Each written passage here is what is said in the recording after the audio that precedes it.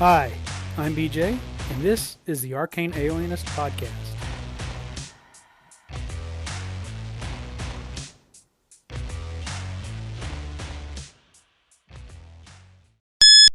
Hey BJ, really enjoyed your Freudian feedback episode. Really cool calls and some great insight on the psychology of the game and how we interact and all that kind of stuff. I always love hearing about your Swords and Wizardry campaign. It seems really fun. And thank you again for playing in my birthday game, Dwellers of the Forbidden City. And I apologize that your character got turned into a snake, but it was great that he got the killing blow on that damn abomination Yuan Ti. So pretty cool stuff in the end, I think. Pretty cool result, that is. I say stuff way too much. Also, I think it's pretty neat that I say neat a lot too. It is nice, interesting, some other adjective, that there are playlists for the various characters in Superman. I have yet to see it, but I am going to see it soon, I hope. Anyway, take care. Thanks for the Arcane Alienist, and I'll talk to you soon. Hey everybody, how you doing? Welcome to the Arcane Alienist. That was, as you may recognize the voice, Carl Rodriguez of the GMologist Presents. We had a great time. Well, first, thank you for the feedback on the previous episode. I hope that I can continue to kind of return to that. I've been thinking about some ways that maybe can continue to return to some topics on mental health and psychology and that kind of stuff as it pertains to gaming. At the time of this recording, I've just gotten back from attending the American Psychological Association convention in Denver, and I actually got a couple of sessions on gaming as it pertains to mental health. So I might talk a little bit about that, as I said, in some future episodes. And as Carl was alluding there, I got to play in his birthday game. We played a portion of Dwellers of the Forbidden City, a classic AD&D module. I was playing the cleric of the group, and as we sort of approached the end of the adventure, uh, and we're getting ready, sort of the big boss fight, the bad guy polymorphed me into a snake. And if you don't know, in AD&D, first edition AD&D, the way polymorph works is you make a saving throw, and if you fail, your body changes, and then you immediately have to make an intelligence-based check. And if you fail, your mind sort of fades away and you effectively become the animal you've been polymorphed into. But I passed the intelligence check, and so I retained my intelligence, my sentience, my personality. Of course, I couldn't cast spells because I lacked the anatomy needed to do verbal and somatic components. So I was basically my character's mind in the body of a snake.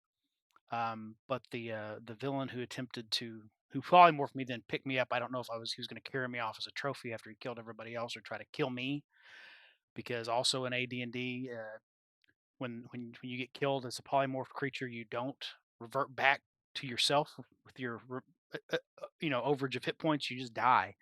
So but he dropped me, or I think I bit it. I can't remember how he wound up. I managed getting away from him, and then I, I managed to just slither around and bite the enemies, and then got in the killing blow on the last bad guy before we beat a hasty retreat to try to. Yeah, the only hope for my character to be fully restored is, of course, a wish spell or to find someone else to. I think polymorph might be able to change me back. There's magical ways to get changed back, assuming you have a friend who can get a hold of you and get you changed back through magic. Of course, if you fail your intelligence check, then they've got to capture you as basically a feral wild animal to take you back. Fortunately, I would allow an ally to pick me up and uh, take me back home with them. Anyway, that was a lot of fun. Uh, I've got lined up a second half of a segment. This is part two for this episode. Part one is actually on Carl's show of the Geomologist Presents, where we talk a little bit about some classic modules and classic stuff from D&D. So I'm going to play that for the rest of this episode. And then I'm a little late to it, but I am going to get into RPG a day this month. I'm going to have three different segments, and I'll put out the first one. I'll probably give this episode a day or two to sit, and then I'll just throw out that other one as another episode. I usually try to keep my episode space at least a week apart. if not longer, as you may notice, but to give everybody a chance not to not overload them, particularly during RPG a day a month, because it can you can the episodes can stack up quickly as everybody starts putting out more content uh, for the month. So anyway, I have said enough about that. I will now switch us over to our regular segment. But before I do, let me remind you that uh, the first part of this is on the GMology Presents, and I'll put a link to that episode in the show. So if you haven't listened to it, pause this, switch over, listen to the first part of the episode, and then come back and join me here.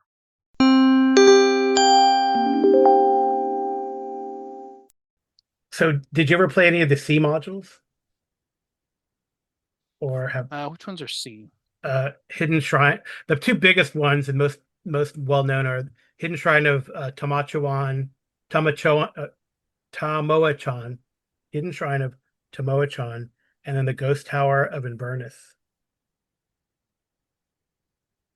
I have not. Those are, I know those are really classic ones. Uh, I know when I ran 4E encounters, I think I dropped out right as Inverness was the next season. Oh, So I okay. got some of the preliminary information on it, and Hmm. then I had to quit. I had to move on to something else and didn't actually get to run it. Yeah, Hidden Shrine Um, was a fun one. It's kind of mean. Um, the players don't realize what the little gotcha is. Uh, so mm, it's actually so is Ghost Tower and Furnace for that matter. But it's fun to run them way back. And I know I haven't I run Ghost Tower. I ran Ghost Tower again, but for like 3.5, 3.0, 3.5 era, but I haven't run it recently. But it'd be fun to do those. I wonder how long. I don't think they would take that long because they're just kind of like very quick. Uh, Tomoa-chan is probably a little longer, but Inverness is relatively straightforward. And I think a lot of these competition modules, like the way that they've set up, say for example, the one in Dwellers is like a 10-room dungeon in a way, yeah, right? So how in 4 hours, how far can you get in 10, how many rooms can you yeah, get in 4 hours, or whatever. So yeah. Can we pause for just a second? sure. So we were talking about C's Hidden Shrine of Toma. I can't say it again. To Tomoachan, and that one's redone in Yawning Portal, right? So that one's been redone for 5e. I Yeah, haven't. I'd like to rerun it. I think that one, and then interestingly, there's a dungeon adventure called the Mud Sorcerer's Tomb, which is kind of similar to that. Um, so yeah. which would be fun to do as well. And then Ghost Tower of Inverness, like I said, I'd done it for 3.5. But how about the giant? You did run Storm Giant's Thunder, so I don't know. I think that's has gains Storm King's inspiration. Thunder had some Storm King's Thunder. loosely So loose inspiration, very loose inspiration. mhm. Yeah. Yeah, but then you have the Um, GDQ module. So that the one, I played that one and ran that one. yeah. Oh, cool.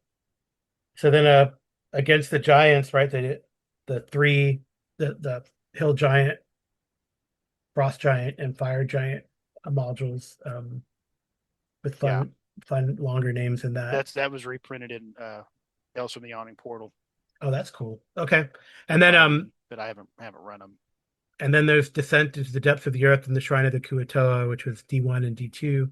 They also had a compilation. These are pretty early too. That's Mm, very interesting. So like so the G guys, so this was like the first adventure path, which is right in a way, right? So the G's for high level adventures, the G's were done yeah, in set from 78, and then the compilation was in 81. And then the D's 1 and 2 were also done circa 78, and then redone as a what's the compilation what's the starting level for the 81. for the G's? 9. It's like they're 9 Yeah, through 12. what's the starting level for the G's? Level Yeah, 9. it's recommended 11th level for 5e. Oh, really? Level 9 for AD&D. So 9 through 12. But it's like 6 to 8 characters and levels 9 through 12.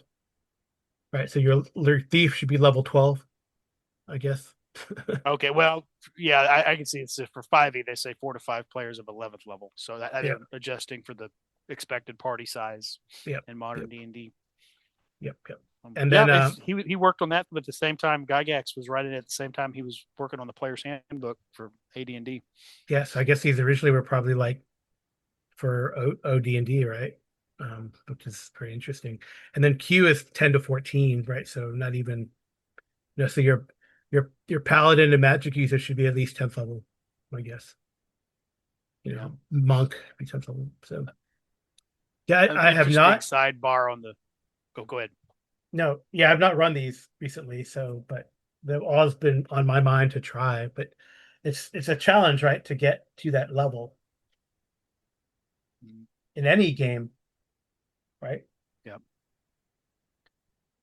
So So what's your there's sidebar? interesting sidebar on the that series is Hmm.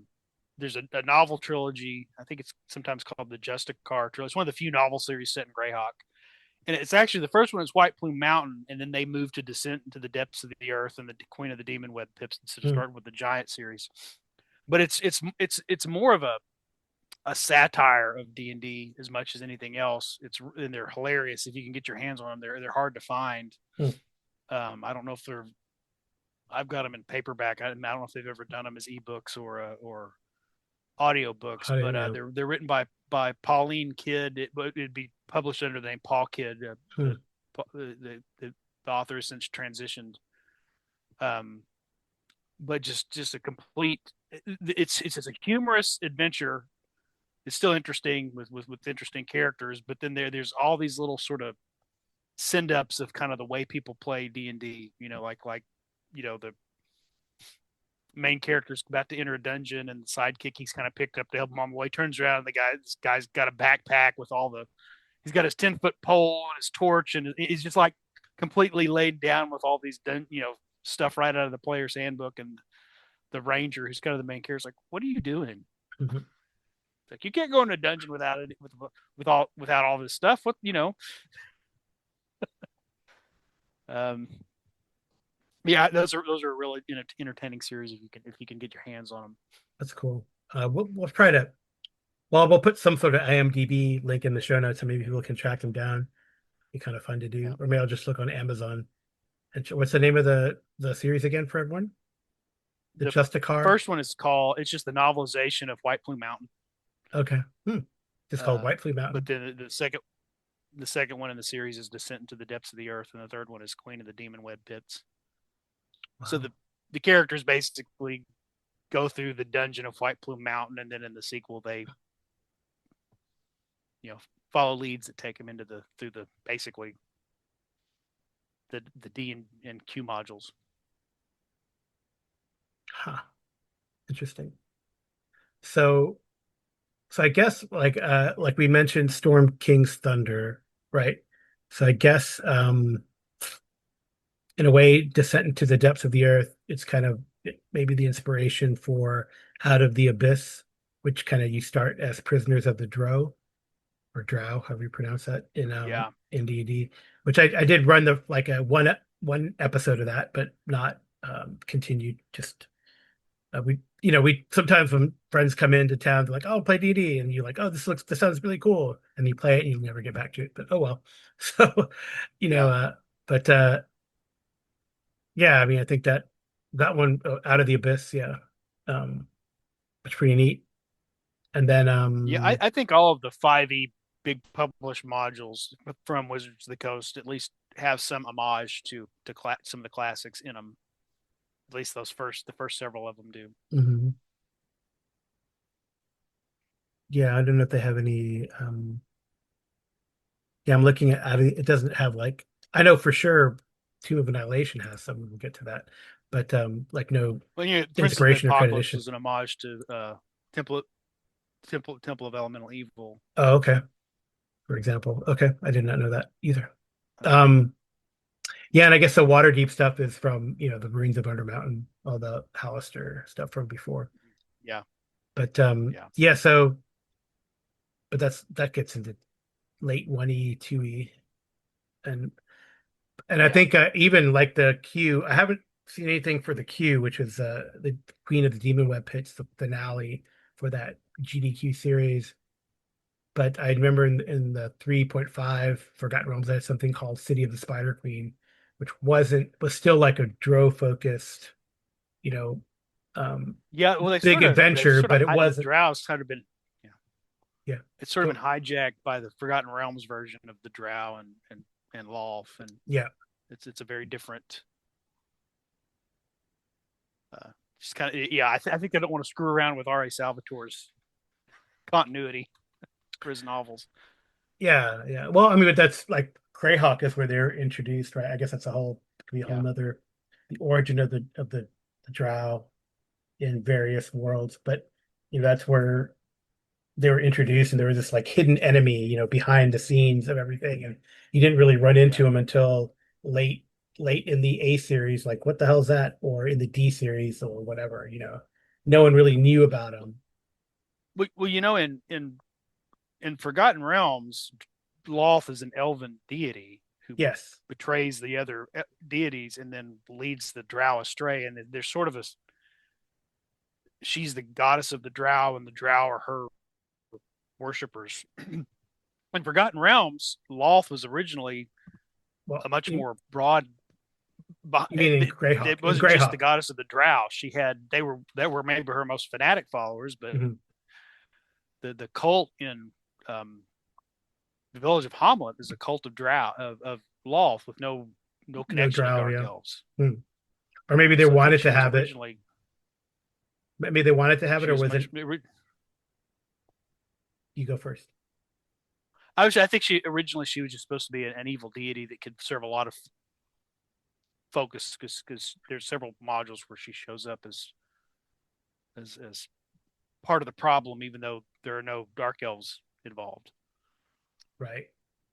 Yeah, and maybe they had wanted to make either keep that as an Easter egg in the Temple of Elemental Evil, for people who had done the D series or whatever, like, I remember Loth, right? But Yeah, um it's possible. Maybe there was a connection, but they did it could be connected or it doesn't have to be connected. But yeah, but you're right. That's you know interesting.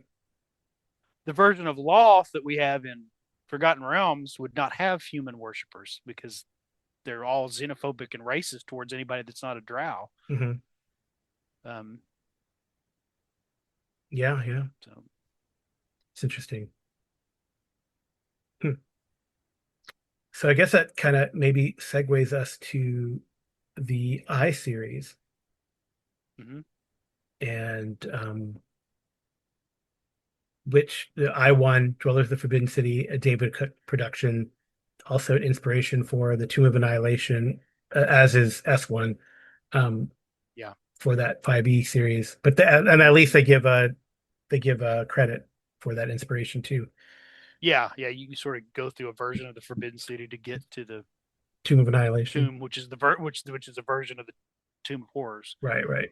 Much expanded Um, and very different, but full of traps and tricks. And we already mentioned this kind of like yeah, it's like a gotcha almost in this 5e adventure where players yeah, building up for fighting dinosaurs and giants, you know, all of a sudden are dealing with puzzles. yeah, But Dwellers is I've Dwellers might be the module that I've run the most because I've run it for AD&D, for OA, and then now again here soon this week. Um, my proposed birthday tournament. At least we have one team, so they're gonna win all the prizes. yeah. So Well, but it's a I like to see how really it good goes because adventure. Go yeah, ahead. and I have my eye on it for what I want to run after um, Keep on the Borderlands because they Uh-huh. should be around a level that they could start to take that one on. Oh yeah, that's cool. And again, I'll probably run it. It's an AD&D module. I'll probably make it's pretty easy to convert to Swords and Wizardry Oh yeah, for complete. sure, So for sure. Yeah, um, you just use the same templates for the monsters. They don't you don't have to go to. They give you the stat blocks are small, and if they just give them to you, you have to go looking yeah, for the stats in another yeah, book, right? Which is really nice. But yeah, I was pretty yeah, so that like the two of the entrances can be treated as like kind of like tournaments. in Dwellers of the Forbidden City. So we're taking one of the entrances, and then, but in a campaign, you could just like in maybe when you ran Tomb of Annihilation, they can look around the valley and see where they want to go in, right? Either through the front gate or not. And Yeah, similarly, you could look around the valley and see where you want to get into the city and look into the yeah. city. And We I we think, skipped we skipped all that when I they had a friend in his group. I didn't play mhm, with them, but he wanted to play. They wanted to just go through the dungeon at the end, mm, so I agreed to run it for him. And we really only got one session before I don't know what happened, why we never finished it. So mhm. we just sort of started them off at the front, like That's here's interesting. the entrance. Yeah, We, yeah, we did a little. I think I did a little prelude battle where they were trying to get to the lost city just over. Yeah, they were given a map and like, hey, go here, and so we got to have the encounter with the undead T Rex because sure. it would be Why way not? it was complete waste not to fight the undead T Rex. Yep, yep. Vomits up a horde of zombies when That's you start the. awesome. I love that monster, but Mm, but how I had it set up was by the time they got to the city, the Harpers had already secured the city, mm. and we're just needing people to go in and solve the dungeon. Ah, that's cool. Yeah, it's good. So I worked That's a Dragon Bait that's in a there, good but way to Dragon Bait showed up to help him with the T Rex. yeah, that's a good way to do it. I mean, Everybody loved Dragon Bait. if I want to do it again, I guess that's a good way to do it. Like a previous adventuring group has secured the city from the machinations of the Yuan-Ti, and we know they've not been able to or they were lost in the dungeon. Yeah, that's because we're in Forgotten Realms. I just said the Lord's Alliance and the Harpers have sort of been working on this problem of you know resurrection magic has been stopped, Hmm. and Hmm. uh, they've isolated it here, but they need some brave adventurers because they're you go if you start at the dungeon, they're already kind of pretty advanced level. Hmm. And But Dwellers has always been fun, and I know one group when I ran one group, they in OA they solved it, and it was really cool to do. And you could place it, very easily in the jungles in the Southeast Asian ortholog in the OA world, which is really fun to do. And then it's always fun to even just run like I'm going to one of the gates and see how far players get into one of the semi-hidden entrances. So I think Dwellers is a very solid adventure and can be used. And we'll see. We'll let you know how it goes. You'll be able to see it relatively yeah, soon. So Tomb of the Lizard King, another classic adventure as well, right? They even have like a new monster in Theme Folio, right, for it. Although a lot of the ones in the Dwellers also in Theme Folio and Monster Manual too, which is kind of neat. this That Tomb of the was a Lizard King is that which one is that? I2. I two. Yep, Ah, yes. yep, yep, yeah. So Of course, probably the most famous from the I series is Ravenloft. right, yeah. So have you run the 5e version or played it I recently? have not. I've read through it. Actually, I haven't read all the way through it. That one is difficult to just sit down and read, and you need to read the entire thing before you run it. And it was just it's dense. It's very dense because they've taken what is probably a 2 or 3 session adventure module and turned Mm-hmm. it into a mini campaign. Right. Oh yeah, for sure. But it Yeah. has some really cool stuff in there. Ranked the second I greatest ran the. adventure of I all take that time. back. I ran the Death House Okay. The module haunted that you're house. Yeah. supposed to use to get them up to third level. I Hmm. ran that, and then we kind of got off on something else and never went back and finished it. Yeah, I liked running it. I ran it originally in AD&D. It ranked the second greatest adventure of all time. By the way, most of these have ranked pretty highly. 13th greatest adventure is that one. Yeah, I think number one is GDQ. And this is from yeah, yeah. GDQ is a super and, module greatest adventure. But and these I series are ones where you start to see Tracy Hickman come in and yep. introduce That's a fair some the ideas Desert of about Desolation. Mhm. there can be a plot, a good D&D and Ravenloft. adventure does have a plot. There's some resolution. You finish it, and there seems to have been some resolution, and you feel like a story has been told. I don't think he was advocating for storytelling game the way we've Mhm. kind of bantered around, that idea recently. Well, is this a storytelling game, or where does the story come from? Is it the point of the game, or is it just sort of happen because we're playing the game? But he definitely introduced those ideas that there should be some tension and a resolution to that tension, And by the end of the adventure. a very It complex shouldn't have just backstory seemed like a bunch of random stuff. and a very complicated Yeah. backstory that the players will never know about. Because that's exactly how the Desert of Desolation series works, also by Tracy and Laura Hickman, and how Ravenloft works, which is funny, right? Yeah, So I mean, and I think that's what they've tried to do in subsequent, and even in 2E when they turned Ravenloft into a campaign setting as opposed to mhm. just a module. They want you to spend enough time to explore and get the clues and figure out why, how Strahd became a vampire and why he does what he does. Um, Yeah, interesting. and again, What? if you read there's a really good, I enjoyed it. The briefly lived 5e based comic books that Mm, starred Minsk and Boo with a group of young adventurers, Minsk from the original Baldur's Gate game. mhm. There's one story arc where they go to Ravenloft. It's pretty. So I found them entertaining. They're not they're pretty good comic books. Oh, cool. I didn't know they had 5e comic books. I remember I love the old Forgotten Realms comic books. I even ran, Yeah, and I think yeah, I even ran. yeah, and I They think even you can had order them AD&D. They had an AD&D comic book that took place in like in around Baldur's Gate, yeah, and then the Forgotten Realms comic book where they were there's a it was like a flying ship from Halrua, right? But that was yeah, pretty cool. And I actually ran. Uh, it was a one holiday I was like stuck up in college and I ran for a buddy of mine. I ran him an adventure through the AD&D Forgotten Realms annual one compilation that took place in Waterdeep and all this kind of stuff. And he loved it. I mean, he found out some of the cool little secrets of the crew and everything, and that was fun. It's really good. yeah. Anyway, nostalgia.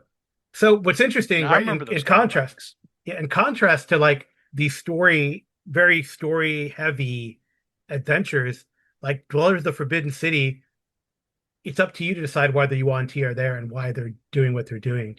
Right? Yeah, there's some guidance, but it's up to you to ultimately understand what, as a GM and as players to communicate to decide what is really truly their motivation. They're in a way they're just there and they have this right, setup, right. but it's not like, you know, not because they're trying to raise set or something, what I mean? It's pretty interesting. Yeah, I mean, you could do that. That could be your story as to why they're trying to do what they're doing. But hmm it's not delineated, which I think is very interesting. A contrast to story design and how it changed really from that period of what 78 to about 80, 83, 84. So throughout that yeah, period. So I think the last group we're going to talk about really, because I mean, there's some notables maybe Against the Cult of the Reptile God, and one which actually, if you listen to MW and the World of MW Lewis, he has been running, or I don't know if they're finished it, but his Monday night AD&D narratives were or might still be in Against the Cult of the Reptile God, which is really fun to listen, really fun listen. So that one's a notable in the End series, um, and then we get to the S series, which Tomb of Horrors, third greatest adventure of all time, and also a conversion both to 3.5, an official conversion, and then you said it was in the Yawning Portal as well, right? So just kind of neat. yeah, So and then White yeah. Plume That's Mountain, also got. right, I right think those after it. all those in the S series are kind of classics. Yeah, Mhm. Yeah, there are only like four of them, which is interesting, right? So Tomb of Horrors, White Plume Mountain, Expedition to Barrier Peaks, Awesome Adventure, and Lost Caverns of Sojin. That yeah. did reminds me that I did. And that Oh, was that the last one that got that got what is eight circa I'm sorry, 82. the Expedition to Barrier Peaks was one of the ones that Goodman Games also converted to 5e. Yes, yeah. Expedition to Barrier Peaks was converted, and I think WotC just converted it in their spiral staircase thing. But Yeah, they kind of they converted a few of the things that Goodman had already converted. yeah, yeah. Um, Well, you know. I thought that was kind of a dick move, but that's on brand for WotC nowadays. I think. Yeah, I guess so, unfortunately. So yeah, I think Tomb of Horrors, I actually played it recently at North Texas RPG Con. Still hard as hell. We didn't finish it. We got through like we got through like five rooms maybe, I mean, in our block. Hmm. But pretty cool stuff. I think in White Plume Mountain you said was in that book compilation that you did, and it's in the Yawning Portal. But I remember running that too. It's a fun Yeah, module to run because if you get through it, you get some really cool stuff. Actually, that might be something worth yeah, doing. some good items. Yeah, it might be worth something worth Um, doing for some players just to see what happens and what they get out of it. And then Expedition to Barrier yeah, Peaks is something that I've always wanted to run, and actually, that's one that would fit in Hyperborea very well. very well. Yeah, yeah, it's very true. It would. I think that's actually not a bad idea. That would fit in Hyperborea pretty well. But Hmm. but you fit the greatest adventure of all time. I loved all these adventures. Also had a lot of handouts. Right, that was the first time I experienced seeing Hmm. handouts in these adventures. The sea ones too. So, but Barrier Peaks, I actually played sort of a mini version of it with Kevin Madison of Dungeon Musings. He did it using Octoon Cthulhu. So that was pretty fun. We had some Barrier Peaks references in that, which was kind of fun to do in Octoon Cthulhu. Um, and I've run it. Oh, and also I would say the Iron Gods adventure path for Pathfinder is definitely, and that whole area of Numeria is a homage um, to Barrier Peaks, right? And this spaceship that crashes in a D&D world. So yeah, I think that's a really fun. And the Lost Caverns of Sojunk, I don't know, that one I'm not as familiar with. I know it has a lot of like this background that's related to the Temple of Elemental Evil and their sort of deities and gods in the world. Yeah, But yeah, these are fun things maybe to want but to. it's Tasha, right? You've got Igwilov, which Yep. is another one of her pseudonyms for Tasha. Is it really? I did not Tasha's know. Cauldron of Everything, the mother of Ayuz the Old. I did not. Yep. I did not know that. Wow, you learn something new every day. Oh no, That's well you're facing one of her children in the Lost Caverns. no, I know, but I remember. Yeah, yeah, but I remember she's like noted in there, so that's pretty cool. Well, yeah, I mean, what's your any wish list other than I think you mentioned one already, Castle Amber. So I throw that in the pot on the pile to on the reading pile. But any others that you'd Yeah. really like to run or play of these? I'd like to do I'd like to Cass Lambert certainly and the Lost City, uh, Barrier Peaks. Um, those are just kind of classics that I think are worth visiting. Um, I can't think of any other we haven't covered that are. I know those are a lot of the most well known and well liked and well reviewed of the TSR Yeah, one first edition AD&D and Back Me Basic right. D&D Yeah, modules. and I think that's probably what we should focus on, and then maybe if we have an addendum, then look at some of the um, like the Dark Tower and Caverns of Thracia, for example, and other of those early products. Certainly, you've got the Judges Blackmore, Guild, and I think yeah. um, I know you're trying to you're trying to get us into the caverns of Thracia, Hyperborean. We keep Yeah, zigzagging off in other directions, there it is. That's okay. and that I'm trying to get you guys ready to go to the Dark Tower in our Tales of the Yeah, Valiant right. uh, Yeah, so it'd probably be 5e. it's probably worth talking about like non-TSR and an addendum to this at some point, whether Yeah, this goes on. We haven't quite decided if this is going to be Cerebrivore or one of our own. It could work on Cerebrivore. That'd be yeah, fun. So anyway, yeah, yeah, I think that was really fun to explore those and have our little wish list. I think I'm getting one of mine, this weekend with Dwellers of the Forbidden City, getting that one on again. But some of these like Tomoa-chan or Ghost Tower that could probably be done in one or two settings would be really neat to do, I think, um, in my yeah. opinion. I think that was, uh, when you don't have time to kind of write out your own adventures, or there's that convenience factor of Hmm. having pre-written modules. But I found that when I try to do the adventure path stuff, whether it's the 5e, the way if that's basically what 5e what they've done is they've sort of taken a cue from Paizo, and when they do something, it's more of Hmm. a mini campaign or an adventure path that takes you across 8 to 10 levels. Right, right. Um, Yeah, even Ghost of I found Saltmarsh, it just right? exhausts my players. Yeah, even Ghost of Yeah, Saltmarsh would. I found it exhausts the players Mm, versus something where you the whole thing is resolved within 2 or 3 sessions, and you can go on to something else, and you can choose to link it. You can see clues to the next one you want to run if you want to, or you could just say, well, you know, this phase of your life is over. Here's going to the next one. yeah, yeah. Or even, I mean, I don't know. Like, so I know, like in the AD&D that I'm running right now, that's a very astute observation. In that game we did D0, but it's like it seems like the characters keep getting pulled away from they know where they need to go next, but they keep getting pulled away further and further away from, going to the next stage to Highport, right, where they do Secret of the Slaver Stockade.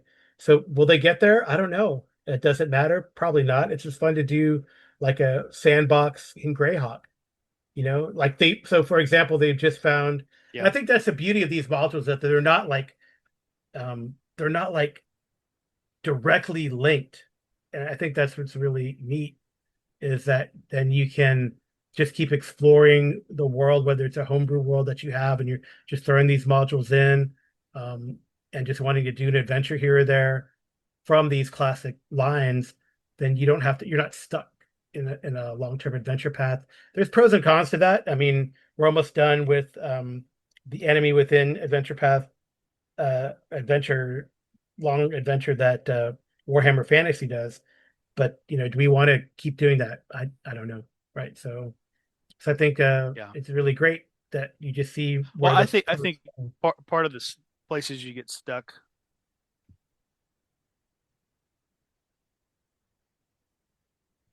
Sorry, I part got a of little bit of lag there on my internet. yeah, no problem. I said part of the thing how you get stuck on these bigger adventure paths is sometimes the stakes are so high. Even early on, the stakes are so high, and it's like, okay, well, we just sort of there's this world-ending event that we kind of see coming on the horizon, and we just kind of walked away from it. There's Yeah. something Mm. unsatisfying about this. Almost like the setup makes you want to finish the adventure path because you're trying to save the world, Hmm. but then the player is getting kind of like, really, we're still doing this? Okay, why are we doing this again? It's been so long since the first session. I don't even remember why we're. I don't even care anymore. Yeah, that motivation is hard, right? I mean, I think, and that's why maybe like say the Slaver series, it's a little more local, right? There's a local Yeah, immediacy, and it's not like end all be all. And hey, there's a lot of bad people in this world, and if we can't get those bad guys, oh well, now we run into these bad guys, Slavers versus Scarlet Brotherhood, whatever, in Greyhawk. yeah. So so now we tackle them for a little bit and then go, or like what happened in my Well, wanting to go to Isle of Dread, we ran afoul of the Iron Ring. Well, let's take care of them. I mean, it's not world ending, but it's immediate and it affects your immediate geographical area. So in a way, your peoples, right? If you're from this, yeah, say you're from what, Karamikos, then you want to take care of this, for yeah, example, in the and known world. it's maybe timely to use kind of and we all oftentimes use superhero analogies, but most of the time, even your Justice League superheroes are just dealing with local problems or regional problems. It's only every now and then that they have to come together and actually save the world. Hmm. Even Superman, you, most of his adventures are kind of dealing with you know smaller scale problems relative to dark side or Hmm. so, some kind Or of crisis Zod or that they have whatever. to Yeah. all and I think that's yeah we run the danger of turning D&D campaigns into we're going to save the world again, as opposed to just let's just deal with some local, you know an ancient dragon is a local problem. Hmm. It's a difficult problem that you need powerful people Yeah. to Yeah. uh to deal with. To deal with It it. doesn't have to be a world-ending event. Hmm. That's interesting. Yeah. I mean, I don't know. But I guess that like the thing is, right, you're supposed to go through this. Uh, it seems that the modern design, for say from three Well, you onward. had some really classic stuff though, like you have the Dragonlance, Yeah. which was kind of the first, maybe one of the first real adventure paths, and Hmm. has been kind of in retrospect kind of been sometimes criticized for being a little too railroady. Hmm. I don't know if it is or not, but you have some classic stuff that you particularly with that came out of Dragon magazine when Paizo took over, like the Red Handed. I don't know if the Red Headed Doom was by Paizo, but they created some really cool adventure paths when they did Dragon. They sort of stuck with it, Yeah. and that's been their stock and trade, and then still have some good adventure paths now. I think they Hmm. do a good job with that, but I think um, it's maybe not for not every game has to be that, and if that's what players like, a specific group really loves doing that, that's great. But I think there are other players that bounce off of that Yeah. or grow tired of that. Yeah, which is interesting because I think what now Paizo's gone to is sort of, I think the last six-part adventure path is the one that I'm currently running, Bloodlords, and we're almost at the end of number three. But now they're like 3 or 4 books, right? So Yeah, they've gotten some feedback like that, like, oh, it's just kind of hard, and how many people play adventure paths. And my experience, usually it's like about the third book that people are like, I'm kind of tired of this. Let's move to something else, right? I don't know. It's long. So anyway, I'd kind of like to. I've been playing a fighter for 3 years. I'd kind of like to try another class before they swap a new edition. yeah, there you go. You know, Yeah, yeah. If only we could do this full time. Then well, we could play at everything. So, but hey, thanks for joining us here and looking at some of these classic modules, and maybe we'll get to play some of them. It'd be really great. We have our wish lists um, thrown down. I think. I think for me, actually, I get asked for your wish list, but I never really delineated mine. I think it'd be. I really would love to go through Temple of Elemental Evil, so I hope we get that to the table that you're running, and then um, yeah, I think that one for sure. And then I don't know. You want to take on GDQ? That'd be fun to play or run, but we'll see. yeah, yeah. We got to get to that level Um, first, and that's the challenge too, right? So well, you can just say, hey, everybody, make a 10th level character. yeah, make a 10th level, or actually There's probably no do more reason you have to like, start at first level. or maybe be more like you have 100,000 XP. Well, yeah, I'd say it depends on which version. If you Yeah, ran like the 5e version, you would say everybody make 11th level character. right. If you were going to run an old school game, you'd say you have this many experience Hmm. points. Hmm. Yeah, and that worked really well. Like I think when we were doing it, this like a 50,000 is a good level for like Yeah, fourth through seventh or so. But depending. yeah. You just say you've got this many experience points, any standard gear you want, and you get X number of magic items appropriate Mhm. to your class, Right, for or sure. we can roll randomly. Yeah, yep. We roll on Uh, various tables based on something. So yeah, or you could just roll up a cache of magic items and say, all right, yeah. let's auction them off. Who wants this one? That's a good idea. Yeah, actually, you could even go to a good idea is to go to like if you go to the back of for example, Dwellers of the Forbidden City, it does have like a table with all these magic items that all these different classes can get. But you're right, you could throw those all in a pool and let people bid on them or whatever. It'd be kind of neat to do. Yeah. Like a draft, even. All right. Well, I'm Yeah. done. Are you done, BJ? You got anything else to say? Yeah. It's getting kind of late, so it's probably time to wrap up and go to bed. All right. But thanks for joining me. It's really fun to always talk about games, and Yeah. I will talk to you soon. All right. See you later. And that'll be it for this episode. For this episode.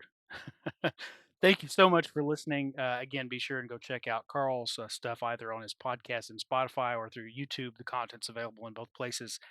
And until next time, wherever you are out there, take care of yourself and make someone happy today.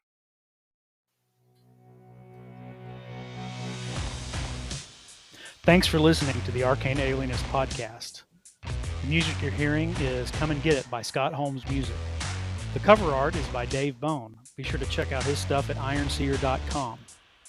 You can leave me a message. I have my SpeakPipe account linked to the show description. You can also send me an email at arcane.alienist@gmail.com. Just embed a voice memo, or I'll just read the text to your email during a future episode. Once again, thanks so much for listening.